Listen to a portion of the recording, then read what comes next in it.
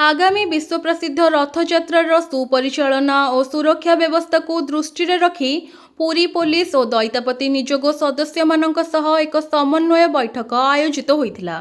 बैठक में पुरी एसपी श्री प्रतीक सिंह अध्यक्षता करथिले। रथयात्रा समय श्रद्धालु मानक सुविधा सुरक्षा और सुचारू दर्शन व्यवस्था निमंते विभिन्न प्रसंग उपरे विस्तृत आलोचना होइथिला। विशेषकर भक्त मानक पई सुगम दर्शन व्यवस्था, भीड़ नियंत्रण, ट्राफिक परिचालना, सेवायत और पुलिस मध्य उत्तम समन्वय, जरूरीकालीन परिस्थिति रे त्वरित प्रतिक्रिया एवं रथयात्रार विभिन्न नीतिकांतिर सुचारू संपादन संपर्क में मत विनिमय करा जायथिला। पुरी एसपी श्री प्रतीक सिंह दैतापति निजोगर सहयोग और परामर्श को रथयात्रा परिचालन रे अत्यंत गुरुत्वपूर्ण बोली मत प्रकाश करथिले। से कहिथिले जे श्री जगन्नाथଙ୍କ रथयात्रा केवल ओडिशा रे नुहे बरम समग्र विश्वर कोटि कोटि भक्तଙ୍କ आस्थार प्रतीक।